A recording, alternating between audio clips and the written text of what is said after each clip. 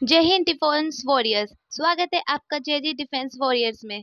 और आज बहुत दिनों बाद वीडियो आने वाली है। ठीक है। इतने दिनों से हमने स्टडी नहीं करी थी, हमारी स्टडी थोड़ी ब्रेक हो गई थी।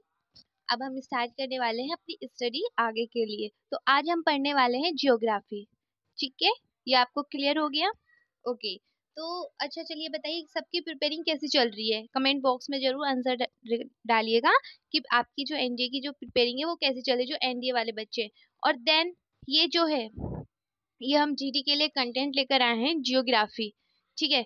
इसमें कुछ कंटेंट है जो हैंड राइटिंग नोट्स हैं, तो कुछ कंटेंट्स है जीडी के लिए। तो ये जीडी वाले भी पढ़ सकते हैं, देन एनडीए वाले भी इसे पढ़ सकते हैं। ऐसी बात है नहीं पढ़ सकते, पढ़ सकते हो। नॉलेज है, नॉलेज तो कहीं से भी मिल सकती है और हमें नॉलेज तो कहीं से भी कलेक्ट करनी चाहिए। ठीक है। तो चलो अब हम आगे स्टार्ट करते हैं।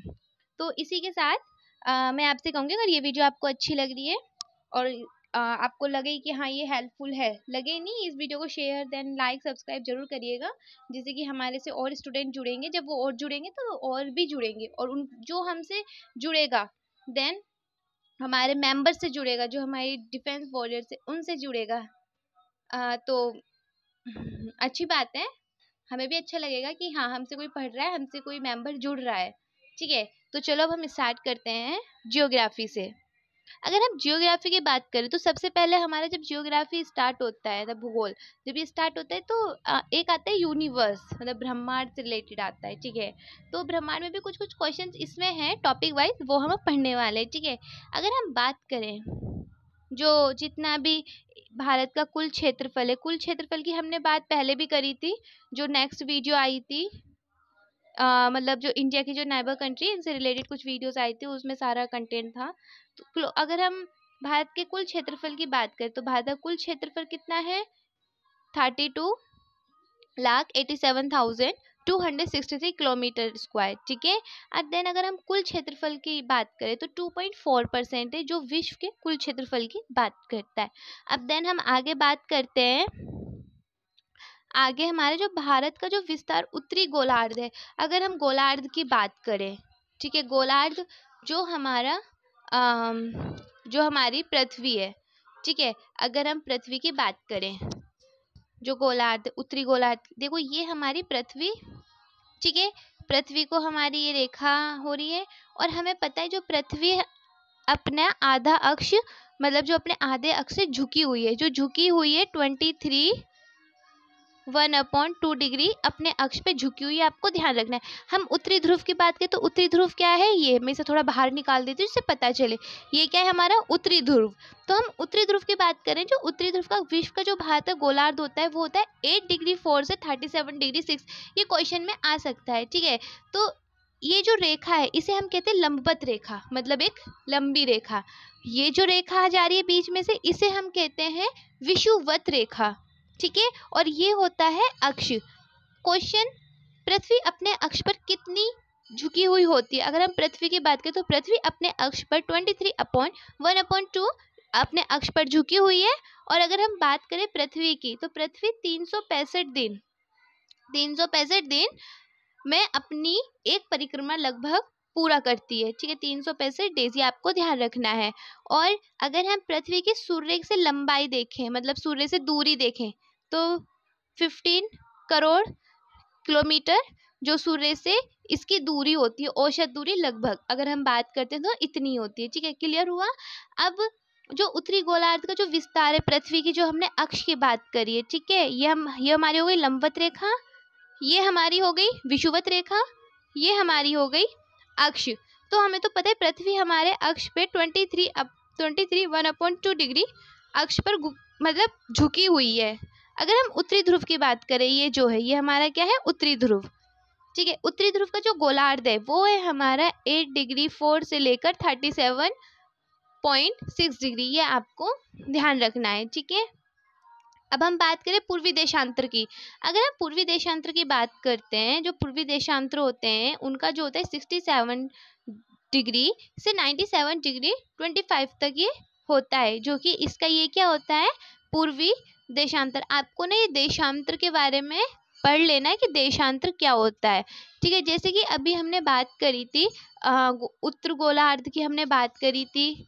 ठीक है, और अब हम ये बात कर रहे हैं, हम क्या कहते हैं, जो हमारी पूर्वी देशांतर है, जो पूर्वी देशांतर हमारी कितने 68 डिग्री से 97 डिग्री, ये क्वेश्चन में आ सकता है, घुमा फिरा के आ सकता है, और ये आपको ध्यान रखना होगा। ठीक है, और हमें पता चल गया, जो दूरी हमें पता चल गई है, और हमें जो इसका अक्ष है, पृथ्वी अपने अक्ष पर कितनी मतलब झुकी हुई है, वो हमें पता चल गया है। ठीक है, और ऐसे ही अभी हम आगे चलते हैं। आगे में क्या है, जो भारत का उत्तर से, ठीक है, अगर हम उत्तर से बात करें, इतना हमें पता है, जो पृथ्वी की अगर हम बात कर रहे हैं, ठीक है, जो घूर्ण की, पृथ्वी दो गति में होती है। एक होता है रोटेशन, रोटेशन मीन्स होता है घूर्णन।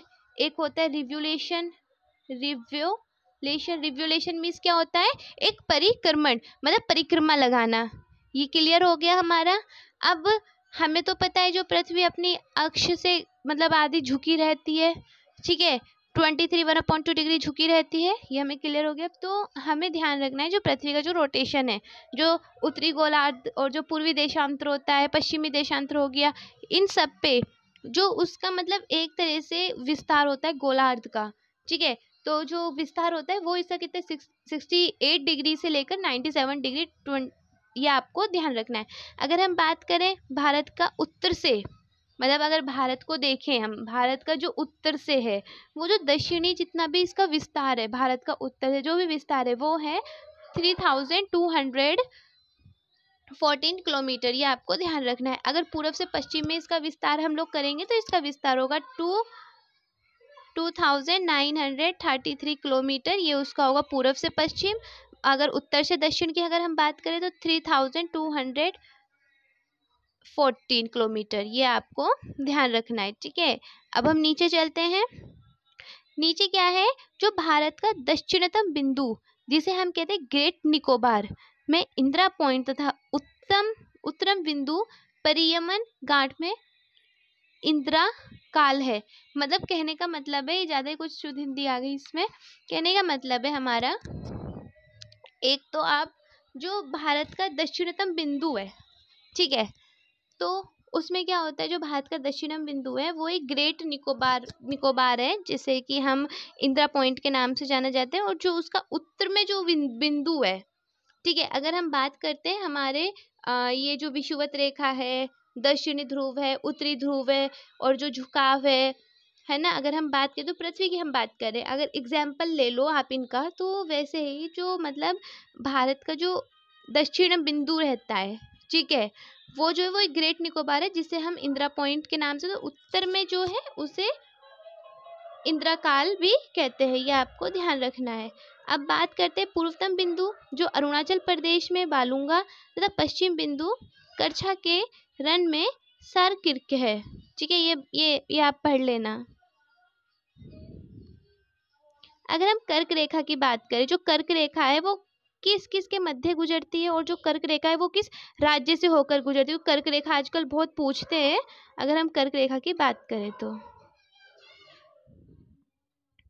हाँ, तो देखो, कर्क रेखा एक होती है मिजोरम, त्रिपुरा, पश्चिम बंगाल, मध्य प्रदेश, राजस्थान, गुजरात, ये आपको ध्यान रखना है।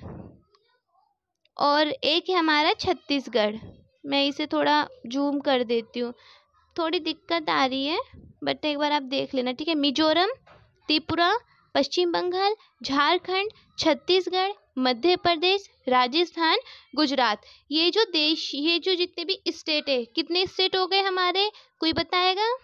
8 स्टेट है, जो कर्क रेखा जो कर्क रेखा भारत के मध्य से होकर गुजरती है। और जो कर्क रेखा है वो किस किस इंडिया के स्टेट, मतलब भारतीय राज्य से, मतलब भारतीय राज्य में स्थित है। ये आपको ध्यान रहे। तो 8 राज्य है, कौन से? मिजोरम, त्रिपुरा, पश्चिम बंगाल, झारखंड, छत्तीसगढ़, मध्य प्रदेश, राजस्थान, गुजरात। इसमें थोड़ा मतलब मुझे दिक्कत हो रही है, मतलब वो करने में, मतलब जूम, क्योंकि फिर इसके पिक्सल ज़्यादा फट जाएंगे, इस वजह से। 1 मिनट।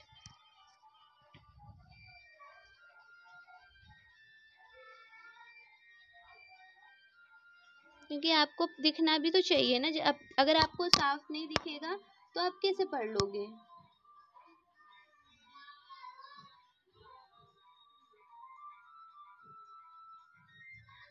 एक मिनट।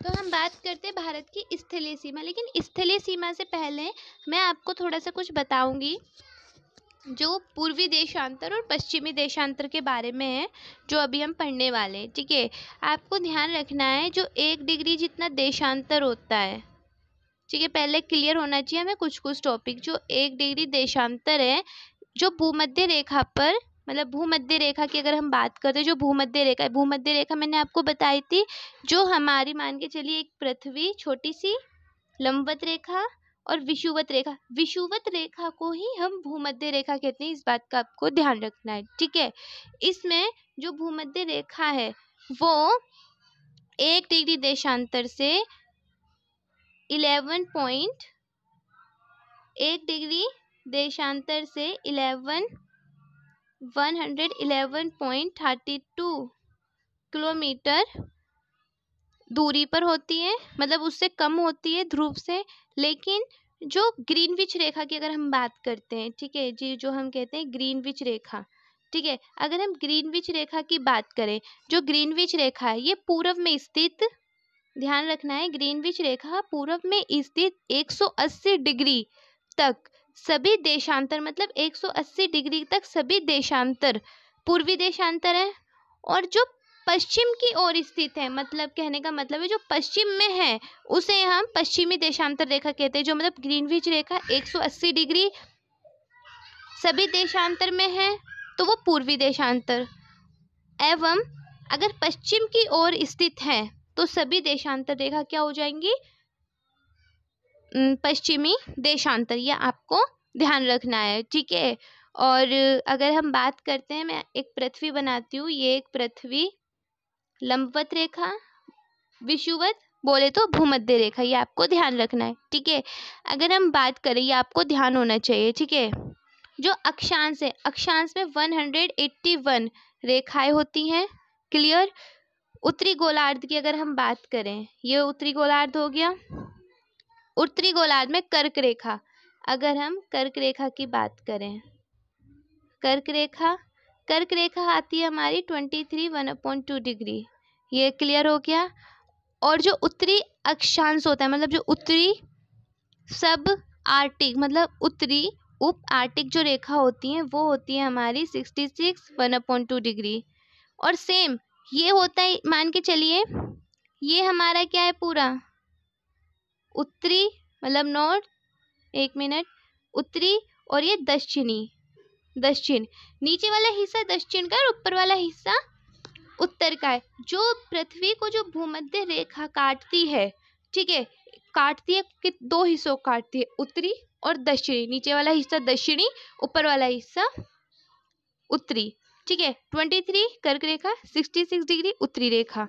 ठीक है, और इसमें जो दक्षिणी गोलार्ध की अगर हम बात करें, दक्षिणी गोलार्ध 23 1/2 डिग्री, सेम वही है। मकर रेखा, ट्रॉपिक ऑफ कैप्रिकॉर्न, ये होता है दक्षिणी में, सेम वही, जो ऊपर है वो ही नीचे है। ऊपर का 90 डिग्री नॉर्थ, नीचे का 90 डिग्री साउथ, ये आपको ध्यान रखना है, इसमें और कुछ नहीं है। ठीक है, हमारा ये क्लियर हुआ देशांतर, और मतलब जो पूर्वी देशांतर पश्चिमी देशांतर आपको क्लियर हो गया।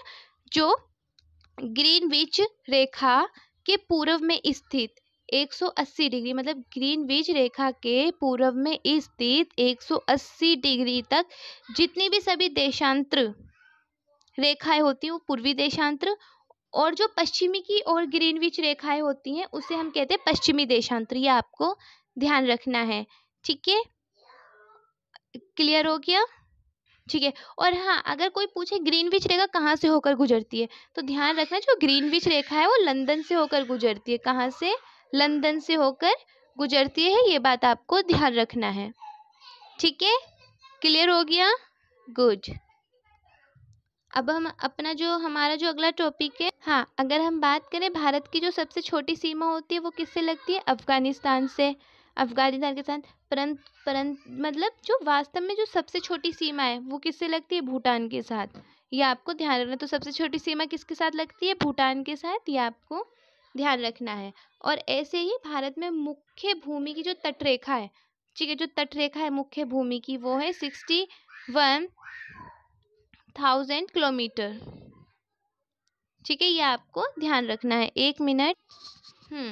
तो हमें तटरेखा पता चली। अब जो द्वीपों को मिलाकर जो भारत की तटरेखा है, मतलब द्वीपों को, जो समूह को मिलाकर, उनको मिलाकर होती है 7,516 किलोमीटर। ये आपको ध्यान रखना है। बट जो गुजरात की जो तटरेखा है वो सबसे लंबी रेखा है। दूसरे स्थान पे आंध्र प्रदेश और गोवा की जो तटरेखा है वो सबसे छोटी रेखा है। ठीक है, ये आपको ध्यान रखना होगा।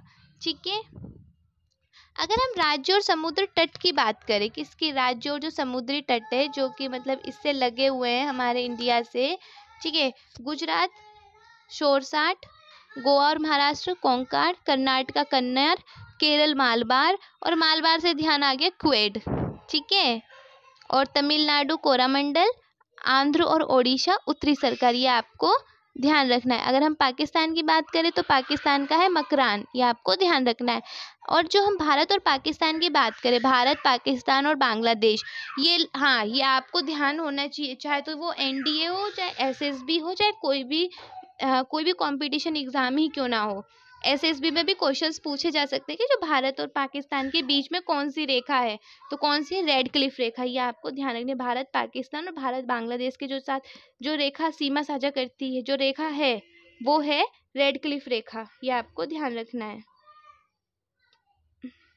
और अगर भारत चीन की बात करें, भारत चीन के साथ मैकमोहन रेखा, ये आपको ध्यान रखना है। भारत चीन के साथ मैकमोहन, भारत पाकिस्तान और भारत बांग्लादेश के साथ रेड क्लिफ रेखा, ये आपको ध्यान रखना है। 1 मिनट। आपको दिख रहा है? चलो, अगर आपको नहीं दिख रहा है तो एक बार आप इसे ना जूम करके एक बार नोट कर लेना। ठीक है, मैं आपको फिर भी बता देती हूँ। अब हम बात करते हैं जम्मू कश्मीर की जो एलओसी लाइन है। अगर हम एलओसी की लाइन की बात करें, जब एलओसी लाइन में जब 1970 का जब वॉर हुआ था, वो एलओसी के लिए हुआ था, मतलब लाइन ऑफ कंट्रोल। ठीक है, लाइन ऑफ कंट्रोल के लिए वॉर हुआ था, जो 1971 बांग्लादेश, जिसे हम कहते हैं बांग्लादेश लाइब्रेशन वॉर। ये आपको ध्यान रखना है। जो जम्मू कश्मीर में भारत पाकिस्तान की अस्थाई सीमा, जो मतलब एक अस्थाई सीमा होती है, उसे हम क्या कहते हैं? Line of control. कहने का मतलब है, सॉरी, 1965, हाँ, मैंने 1971 बोला, 1971 तो बांग्लादेश लाइब्रेशन वॉर था। ठीक है, एलओसी की बात करें तो ये इंडिया और पाकिस्तान के कश्मीरी, मतलब इंडिया पाकिस्तान में वॉर हुआ था, कश्मीरी वॉर जिसे हम कहते हैं, 1965 में हुआ था। और लाइन ऑफ कंट्रोल के लिए हुआ था। ये एक मिलिट्री कंट्रोल लाइन है जो कि इंडिया और पाकिस्तान के बीच में है, जैसे कि इसमें अस्थाई सीमा बोल दो या फिर मिलिट्री कंट्रोल लाइन भी आप बोल सकते हो। ठीक है, अगर हम बात करें भारत चीन की अस्थाई सीमा, जो भारत चीन की अस्थाई सीमा है, अस्थाई सीमा को जम्मू कश्मीर में एलएसी कहते हैं। LAC, line of actual control, जो कि बाउंड्री है इंडिया और चाइना की। ये आपको ध्यान रखना है। हरियाणा, मध्य प्रदेश, छत्तीसगढ़, झारखंड और तेलंगाना ना तो अंतर्राष्ट्रीय सीमा पर स्थित है, ना कि समुद्र तट पर। उत्तर प्रदेश, सॉरी, हाँ, ठीक है, हरियाणा, मध्य प्रदेश, छत्तीसगढ़, झारखंड, तेलंगाना अंतर्राष्ट्रीय सीमा पर स्थित नहीं है। अगर कोई पूछे अंतर्राष्ट्रीय सीमा क्या है, ठीक है, क्वेश्चन आ सकता है, या कोई नॉर्मली पूछ सकता है आपसे बातों ही बातों में, अंतर्राष्ट्रीय सीमा क्या है। अगर हम अंतर्राष्ट्रीय तिथि रेखा की बात करें या सीमा की बात करें, जिसे हम कहते हैं इंटरनेशनल डेट लाइन, ठीक है, ये क्या है? जो पृथ्वी पर 180 डिग्री के लगभग साथ, ठीक है, मतलब पृथ्वी पर 180 डिग्री, ठीक है, के लगभग साथ साथ जो इसके स्थलीय खंडों को, मतलब ये एक काल्पनिक रेखा होती है। फॉर एग्जाम्पल, नॉर्मली काल्पनिक रेखा को हम इंटरनेशनल डेट लाइन कहलाते हैं, जो साइबेरिया को डिवाइड करती है। ये आपको ध्यान रखना है, किसको डिवाइड करती है? साइबेरिया को डिवाइड होने से बचाने एवं साइबेरिया को अलास्का से अलग करना। कहने का मतलब, जो साइबेरिया होता है, एक साइबेरिया शहर है, ठीक है, उसे क्या करती है? डिवाइड होने से बचाती है। और जो साइबेरिया है उसे किसे? अलास्का जो है उसे अलग करती है। और जो 75 डिग्री जो उत्तरी अक्षांश है पर ये पूर्व की ओर मुड़ जाती है, मतलब जो पूरब होता है 75 डिग्री उसकी ओर मुड़ जाती है। तो अगर हम बात करें एलओसी, अंतर्राष्ट्रीय तिथि रेखा कैसे होती है, मान के चलो ये एक मैप है मेरे पास, यहाँ से गया, 1 मिनट, यहाँ से गया, मैं दोबारा बनाती हूँ, यहाँ से एक लाइन खींची मैंने, ठीक है। अब ये ऐसे आई, ठीक है, अब ये ऐसे आई, ये ऐसे आई, अब ये थोड़ा सा सीधी चलेगी, उसके बाद ऐसे मुड़ जाएगी, उसके बाद ये ऐसे आ जाएगी। कहने का मतलब है ये यहाँ से तो 75 डिग्री मुड़ रही है, और यही है अलास्का, इस साइड में अलास्का है, इधर इसी के साइड में यहाँ अलास्का है, ठीक है, और इस साइड साइबेरिया, ये साइबेरिया, ये अलास्का। ये आपको ध्यान रखना है, इंटरनेशनल लाइन का आपको ध्यान रखना है, जो कि ऐसे करके 75 डिग्री मुड़ी, फिर यहाँ पर, फिर कुछ थोड़ा सीधे चलती है, फिर ये थोड़ा सा मुड़ती है, फिर ऐसे ये सीधे चलती है। इसे हम कहते हैं इंटरनेशनल लाइन, जो 75 डिग्री, और इस साइड में अलास्का है और इस साइड में साइबेरिया, यहाँ पे साइबेरिया, यहाँ पे अलास्का, ये आपको ध्यान रखना है। तो हमें पता चला जो काल्पनिक रेखा होती है उसे हम इंटरनेशनल मतलब अंतर्राष्ट्रीय तिथि रेखा कहते हैं, क्लियर हो गया, जो साइबेरिया को डिवाइड होने से बचाती है और साइबेरिया को अलास्का से अलग करती है। और 75 डिग्री क्या होती है, ये उत्तरी अक्षांश पर पूर्व की ओर मुड़ जाती है, मतलब पूर्व, ये हमने बनाई थी अभी, ये हो गया पूर्व, और ये हो गया उत्तरी अक्षांश, ये आपको ध्यान रखना होगा, ठीक है, क्लियर हो गया। और यही इसे ही हम अंतर्राष्ट्रीय तिथि रेखा भी बोल सकते हैं, और अंतर्राष्ट्रीय तिथि लाइन मतलब इंटरनेशनल डेटा लाइन भी बोल सकते हैं, ठीक है। ये आपको क्लियर हो गया ना, ठीक है। तो अब हम बात करते हैं उत्तर प्रदेश निम्न राज्य, मतलब उत्तर प्रदेश में कुछ राज्यों और केंद्र शासित प्रदेशों की सीमाएं, मतलब कि उनके बारे में अब बात करते हैं, जो उनकी सीमाएं, जैसे उत्तराखंड, हिमाचल प्रदेश, हरियाणा, दिल्ली, राजस्थान, मध्य प्रदेश, छत्तीसगढ़, झारखंड, बिहार तथा नेपाल, ये सब जो है वो राज्य सीमा करती है किससे, उत्तर प्रदेश से, क्लियर हो गया। अगर हम जल विभाजक और स्थिति की बात करें, जो 8 डिग्री चैनल है, ये चैनल आपको याद होने चाहिए, ठीक है। जो 8 डिग्री चैनल है वो मालदीव, 8 डिग्री जो चैनल है वो मालदीव, लक्षद्वीप को जोड़ती है। 9 डिग्री चैनल कवरात्रि और माणिक्य को, और 10 डिग्री चैनल जो है अंडमान निकोबार को, और जो एक इकन पास जो चैनल है वो दक्षिण अंडमान और छोटे अंडमान को जोड़ती है। कोको उत्तरी अंडमान जो कोको द्वीप को जोड़ती है, और एक होता है ग्रैंड चैनल जो ग्रेट निकोबार को जोड़ती है, ठीक है, ये आपको। तो अब हम बात करते हैं भारत के दक्षिण में जो हिंद महासागर है, जो कि भारत के दक्षिण में क्या है, हिंद महासागर, पूर्व में क्या है, बंगाल की खाड़ी, और पश्चिम में क्या है, अरब सागर, ये आपको ध्यान रखना है। कोई क्वेश्चन पूछे कि भारत के दक्षिण में क्या है, हिंद महासागर, पूर्व में बंगाल की खाड़ी और पश्चिम में अरब सागर। चलो अब बंगाल की खाड़ी की बात आ गई है, तो अब हम एक चीज करते हैं, ठीक है, हम एक यहाँ डंडा खींचते हैं, एक यहाँ पे लाइन खींचते हैं, ठीक है। हमने 2 लाइन खींची है, ठीक है। अगर हम बात करें लेफ्ट, ये लेफ्ट एंड देन ये राइट, लेफ्ट राइट, आगे आगे, लेफ्ट राइट, पीछे पीछे, ठीक है। तो हम बात करते हैं लेफ्ट एंड राइट की, ठीक है। तो इधर क्या है, कृष्णा, मतलब जो राइट में जो नदियां हैं मैं वो उनके नाम बता देती हूँ, ठीक है। राइट में कौन कौन सी नदी है, कृष्णा नदी है, कावेरी नदी है, गंगा नदी है, गोदावरी है, और ये जो नदियां हैं, जो राइट की जितनी भी नदियां हैं, राइट रिवर में जो भी नदियां हैं वो कहाँ जाके गिरती है, बे ऑफ बंगाल में, ये आपको ध्यान रखना है। अगर हम इस अरेबियन सी की बात करें, अरेबियन सी में सबसे इंपॉर्टेंट बात है ताप्ती, नर्मदा, ये 2 नदियां आपको ध्यान रखनी है, जो कि अरेबियन सी में गिरती हैं, जो कि लेफ्ट से गिरती हैं, ये आपको ध्यान रखना है। और कोशिश करो कि मतलब जो बच्चे जियोग्राफी पढ़ते हैं वो मैप में डालकर पढ़ें, क्योंकि मैप जो हमें जो सबसे ज़्यादा याद रहता है ना, वो इमेज थिंक याद रहती है, कहने का मतलब है जो इमेज बन जाती है वो हमें ध्यान रहता है, ठीक है, ये आपको ध्यान रखना होगा।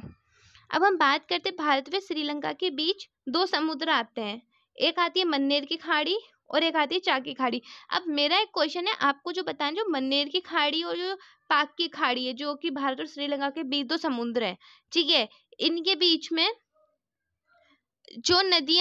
जो नदियां एक दूसरे से जुड़ती हैं, और वो मतलब आपको बताना है कि ये कहाँ पे है, मतलब कहाँ से निकलते हैं और कहाँ से कहाँ गिरते हैं, ठीक है। ये क्वेश्चन आपको मुझे बताना है, मन्नेर की खाड़ी और पाक की खाड़ी के बारे में कमेंट बॉक्स में डालना है कि क्या चीज़ है, ठीक है। उसके बाद अगर आपको नहीं आते तो आप कमेंट बॉक्स में डाल सकते हो, फिर हम आपको उसका रिप्लाई जरूर करेंगे।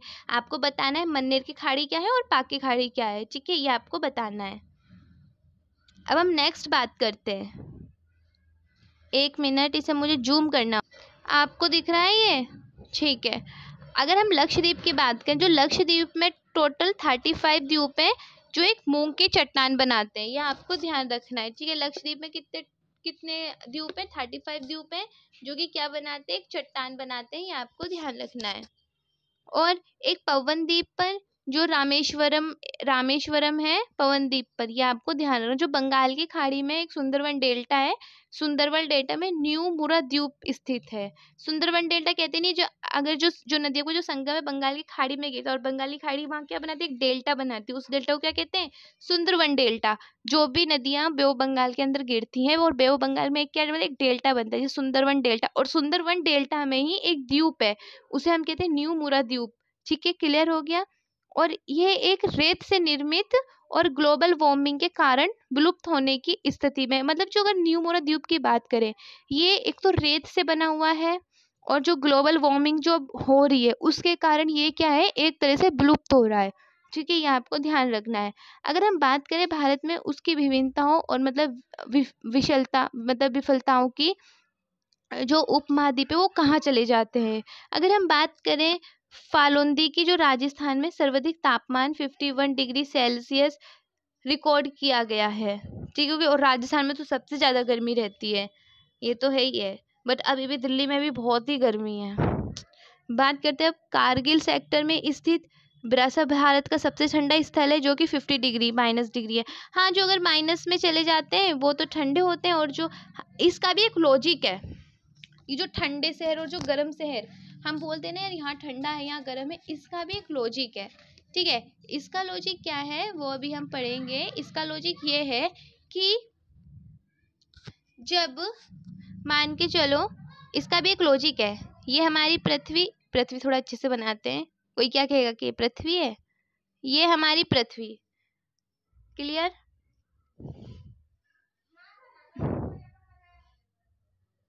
ये लंबवत रेखा, ये विषुवत रेखा मतलब भूमध्य रेखा। क्लियर हो गया? और इसके बीच की अगर हम बात करें, ये तो अपने अक्ष से झुकी हुई है। ये जो सर्कल गया है ये हो गई हमारी कर्क रेखा। ठीक है, और ये जो सर्कल करके गया है ये हो गई हमारी विषुवत वर्त रेखा। और ये जो नेक्स्ट सर्कल है ये हमारी हो गई मकर रेखा। क्लियर हो गया? ठीक है, अब क्या होता है, जो रोशनी होती है, मान के चला ये तो हमारा हो गया, पृथ्वी बन गई। ठीक है, पृथ्वी के बारे में पता चला। हम बनाते हैं यहाँ पर एक सूरज, ये सूरज हो गया। ठीक है, और ये हो गई हमारी पृथ्वी। जहाँ पे सूरज की किरणें सीधी पड़ती हैं, ठीक है, वो क्या होता है? ग्रीष्म, मतलब जिसे हम कहते हैं गर्मी, ग्लोबल वार्मिंग। और जहाँ पे सूर्य की किरणें तिरछी गिरती हैं वो होता है शीत। मतलब कि जहाँ पर जो टेम्परेचर होता है वो माइनस में होता है, देन वहाँ पर क्या होती है? ठंड होती है, वहाँ पे ज़्यादा गर्मी नहीं होती है। और अगर हम बात करें जैसे 21 मार्च की बात करें, और ऐसे ही क्या कहते हैं, ठंडी गर्मी और ऐसे ही चलता रहता है। 21 मार्च की बात करें, इसमें आता है स्प्रिंग सीजन। 23 सितंबर की बात करें, इसमें आता है शरद, मतलब जिसे हम कहते हैं शरद बोलते हैं, वो आता है। 21 जून में क्या होता है? ये एक समर सोल्स्टिस होता है, मतलब जो गर्मी होती है। ठीक है, और 21 को क्या होता है? 21 जून को तो हमने बता दिया जो कि गर्मी होती है। और जो 21 मार्च के बाद क्या होता है, जो सूर्य होता है वो घूमने लगता है, और उत्तरी गोलार्ध में दिन की अवधि बढ़ने लगती है। अब जब दिन की अवधि बढ़ती है तो क्या होता है? गर्मी होती है। अगर 22 दिसंबर की हम बात करें, 22 दिसंबर को क्या आता है? एक तरह से ठंड आ जाती है, मतलब विंटर सीजन स्टार्ट हो जाता है। तो जहाँ पर ये हमारा सूर्य है और ये हमारी पृथ्वी है, जहाँ पर सूर्य की किरणें सीधी पड़ती हैं वहाँ पर क्या होता है? गर्मी होती है। और जहाँ पर तिरछी होती है वहाँ पर क्या होता है? एक तरह से मौसम ठंडा होता है। और ये अकॉर्डिंग होता है, जैसे 21 को हमने बात करी, 21 मार्च को होता है जो स्थिति को जिसे हम स्प्रिंग बोलते हैं। और जो 23 सितंबर वाली अगर इसकी बात करें, 23 सितंबर की, इसमें क्या होता है? शरद, मतलब जिसे हम शरद कहते हैं वो होता है। और 21 जून को समर स्टार्ट होता है। अब जब दिसंबर आता है 21 22 जो दिसंबर आता है, उसमें क्या होता है, पृथ्वी अपने अक्ष पर जब घूमती है, ठीक है, तो एक तरह जो सूर्य मकर रेखा पर लंबवत चमकता है, मतलब जो सूर्य है, ये सूर्य है मकर रेखा। अगर हम मकर रेखा की बात करें, मकर रेखा कहाँ बताई थी, ये रही मकर रेखा, नीचे आती है, ऊपर आती है कर वो विषुवत वर्त रेखा, और उसके बाद आती है हमारी कर्क रेखा। सूर्य किरणें कर्क रेखा पर पड़ती है कब, 22 दिसंबर में, जो कि विंटर सीजन कहते हैं जिसे, ये आपको ध्यान रखना है। जिसमें कि इस समय दक्षिण गोलार्ध में, जो दक्षिण गोलार्ध की अगर हम बात करते हैं, ठीक है, उस टाइम क्या होता है, जो पृथ्वी है, पृथ्वी अपने इस साइड में नॉर्थ हो जाती है, और इस साइड में क्या होती है, साउथ हो जाती है, ठीक है। और उसमें क्या होता है, जो समय होता है दक्षिण गोलार्ध में, दिन की अवधि लंबी होती है और रात की अवधि छोटी होती है 22 दिसंबर से, ये तो है ही है, ठीक है, ये आपको ध्यान रखना है।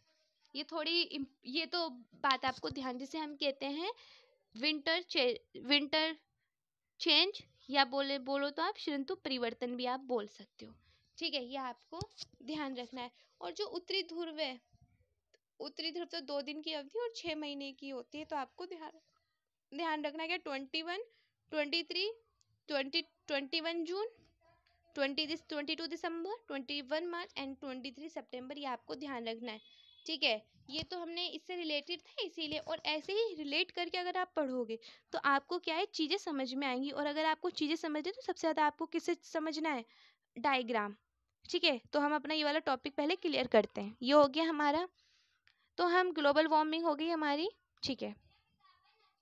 अब हम बात करते हैं मासिनराम, जो मेघालय में स्थित है, जो कि विश्व का सर्वाधिक वर्षा वाला स्थान है, ये आपको ध्यान रखना है, ठीक है। मेघालय जो है विश्व का सबसे सर्वाधिक मतलब वर्षा वाला स्थान है, और जो लेह लद्दाख है वो उसमें कम वर्षा होती है, ठीक है। और जो उत्तर में जो हिमालय और दक्षिण में जो 3 और समुद्र का होना भारतीय जलवायु को एक विशिष्टता प्रदान करता है। और जो भारत का जो मतलब पर्वतीय पहाड़ी पठारी मैदानी की अगर बात करें, ठीक है, जो भारत का जो माउंटेन पार्ट है, मतलब पर्वतीय भाग, वो 11% है, पहाड़ी भाग 18%, और जो पठारी भाग है 28%, मैदानी भाग 43%, ये आपको ध्यान रखना है, ठीक है। ये तो नॉर्मल छोटी सी बात है कि भारत के सबसे बड़े राज्य छोटे राज्यों की अगर हम बात करें, 1 मिनट, अगर हम भारत क्या हो गया, 1 मिनट, अगर हम भारत के सबसे बड़े और छोटे राज्यों की बात करें तो सबको ही पता है, वो भी इसलिए की बात है। सबसे बड़े राज्य कौन कौन से होते हैं, राजस्थान, मध्य प्रदेश, महाराष्ट्र, उत्तर प्रदेश, और छोटे राज्य गोवा, सिक्किम, त्रिपुरा, नागालैंड, ये होते हैं हमारे। इसे मैं थोड़ा जूम कर देती हूँ, ठीक है, थोड़ी सी दिक्कत आ रही है। अगर हम बात करें अंडमान निकोबार की, जो अंडमान निकोबार है, एक तो वो यूटी है, और वो सबसे बड़ा यूटी प्रदेश है, और जो लक्षद्वीप की बात करें वो सबसे छोटा यूटी प्रदेश है, ठीक है। ये थे हमारे जियोग्राफी के थोड़े से हिस्ट्री, मतलब जियोग्राफी के बारे में, जो मतलब हमने क्या पढ़ा, एक तो हमने पढ़ा पृथ्वी, देशांतर, अक्षांश, और हमने क्या पढ़ा, एक तो पढ़ी हमने इंटरनेशनल लाइन, और क्या पढ़ा हमने, हाँ, जो भी हमारे विंटर चेंज होते रहते हैं उनके बारे में हमने पढ़ा, ठीक है। और देशांतर हो गया हमारा, पूर्वी देशांतर, पश्चिमी देशांतर, ये हमने अपने अच्छे से पढ़ा है। और ग्रीनविच के बारे में पढ़ा कि ग्रीनविच क्या होता है, ठीक है। और इसी के साथ ये जो हमारे भारत का प्राकृतिक भाग, अब हम प्राकृतिक भाग कल पढ़ेंगे, क्योंकि ये हमारा अब ओवर हो चुका है। और आपको अगर आपको अच्छे से स्टडी करनी है, पढ़ाई करनी है, अगर आपको ये नहीं समझ में आती है वीडियो दोबारा, आप दोबारा इसे रिपीट करके देख सकते हैं। एंड देन जहाँ भी आपको डाउट होता है वो आप कमेंट बॉक्स में डालिए, उसका आंसर आपको ज़रूर मिलेगा, ठीक है। डोंट वेरी, और अच्छे से आप स्टडी करिए। और जो एनडीए वाले बच्चे हैं, एनडीए वाले बच्चे तो अपना स्टडी करते रहिए, ठीक है। और हाँ, कल हम थोड़ा सा पढ़ेंगे जीएमटी के बारे में, व्हाट इज़ जीएमटी, क्योंकि जीएमटी भी इनसे रिलेटेड है। व्हाट इज़ जीएमटी, चलो जीएमटी क्लियर कर ही देते हैं, फिर हम कल डायरेक्ट यहाँ से पढ़ेंगे भारत का प्राकृतिक भाग। अगर हम जीएमटी की बात करें, क्योंकि जब हमने ये चलाया है, अगर हम जीएमटी की बात करते हैं, तो जीएमटी क्या होती है, ये भारत का मानक समय होता है, मतलब एक लोकल टाइम की अगर हम बात करें, उसे हम जीएमटी के जो मध्य अंतर 5 घंटे से 30 मिनट का अंतर होता है, जिसे हम local, GMT time is a local time, मतलब एक स्थानीय समय, एक लोकल समय, जो पृथ्वी पर स्थान विशेष के सूर्य की स्थिति में एक तरह से क्या होता है, समय है, पृथ्वी से सूर्य की स्थिति में एक समय है जिसे हम कहते हैं एक लोकल समय, और उसे ही जो एक भारत, एक इंडिया के खुद का एक इंडिया का समय होता है, मानक समय, जिसे हम जीएमटी कहते हैं। इंडिया का खुद का एक जीएमटी, क्योंकि अलग अलग कंट्रीज में अलग अलग टाइम है। इंडिया कंट्रीज में इंडिया का टाइम है, अगर आप अदर कंट्रीज में देखोगे, अदर कंट्री फॉर एग्जांपल अगर यहाँ पे 6 o'clock हो रहे हैं तो अदर कंट्रीज में या तो रात हो रही होगी या दिन हो रहा होगा। ये भी जीएमटी का ही है, जो कि एक डिफरेंट होता है। इनमें डिफरेंट कितना होता है, 5 hour 30 minutes का एक मध्य अंतर होता है जीएमटी में, यह आपको ध्यान रखना है, ठीक है। अगर हम भारत के जो सर्वाधिक पूर्व, जैसे कि कीबुथु और जो अरुणाचल प्रदेश है, और अगर पश्चिम की बात करें गुहारमोती और गुजरात, ये में स्थित स्थानों का जो स्थानीय समय, जो लोकल टाइम है, लगभग 2 घंटे का अंतर मिलेगा आपको। अरुणाचल प्रदेश, गुहारमोती और गुजरात और कीबुथु, इनमें क्या होता है, लगभग आपको 2 घंटे का अंतर मिलेगा, और जिसे कि हम जीएमटी बोलते हैं, मतलब 5 घंटे 30 मिनट का अंतर होता है। और लेकिन जो अरुणाचल प्रदेश में अगर आप देखोगे जो स्थानीय समय, लोकल टाइम देखोगे, अरुणाचल प्रदेश गुमा पूर्व में अगर देखोगे तो कीबुत अरुणाचल प्रदेश, अगर पश्चिम में आप देखो गुहारमोती और गुजरात, इन दोनों में जो समय होता है, जो लोकल समय होता है, लोकल टाइम, वो 2 घंटे का अंतर मिलता है। ये होती है हमारी जीएमटी, ठीक है, क्योंकि इंडिया का खुद का एक जीएमटी है, ठीक है, ये आपको ध्यान रखना है। तो हमने अब क्या करा, अपने जीएमटी हमने पढ़ लिया। तो अब हम नेक्स्ट टॉपिक हम अपना पढ़ेंगे भारत के प्राकृतिक भाग। ओके, आप अच्छे से स्टडी करिए, पढ़िए, मेहनत करिए, ठीक है। बाय।